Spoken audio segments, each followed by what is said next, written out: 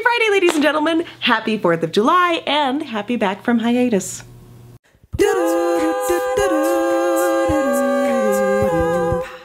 As the 4th of July tends to do to Americans, I've recently been thinking about freedom and what it means to me. In particular, I've been thinking about my personal independence. As I was growing up back in Central Illinois, I can remember thinking, I can't wait till I'm an adult and I can do whatever I want to do.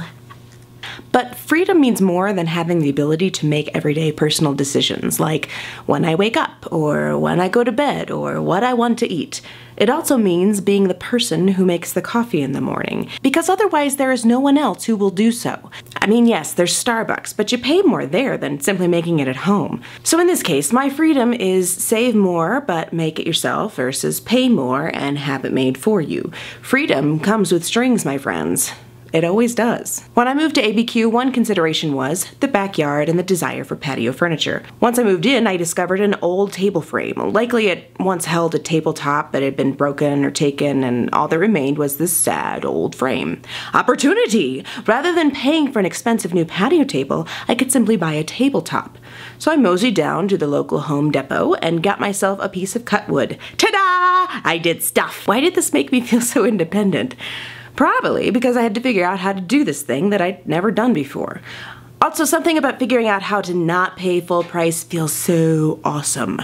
Also, I remember a time when someone would have said, no, Robin.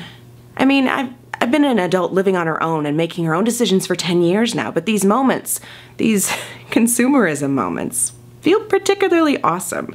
And then on top of it all, I drilled a really terrible hole in the middle of the table so I could plop an umbrella into this patio furniture and relax in the shade. BT dubs, shade is actually cool in the heat, in the desert.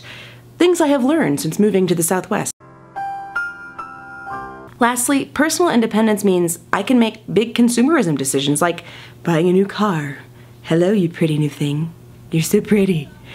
Yes, I know Grandma helped you with the down payment, but still, I picked it out. I negotiated. I almost cried in the dealership, but I got them to reduce the price and add in seat warmers. I can adult! So, 10 years later, there are still new things to do that make me proud to say, I did that on my own. And while the original fight for freedom in the US was about so much more than some 30-something-year-old woman being able to buy a Starbucks, though there was something about a tea party. It's pretty great to be a 30-something-year-old woman who makes a lot of decisions on her own without seeking approval from a man, from an elder, from her government. There are definitely a lot of things in this nation I'd like to see improved, but at least for this weekend, I'm going to focus on what I have rather than what I don't.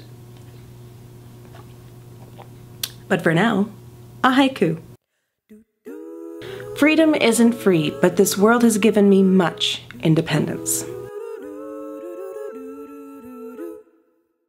Just as an experiment this week, I've decided to be free from makeup, just to see what it'd be like to walk around in this world and not have that stuff on my face. It's part summer laziness, but it's also about making sure that I put the stuff on not because I feel like I have to have it to feel good about myself, but because I like it. And on that front, experiment success. I'm still gonna be glad to slap the stuff back on next week. I just like the way I look with makeup on, much like I own a lot of black and white clothes. Free to be you and me!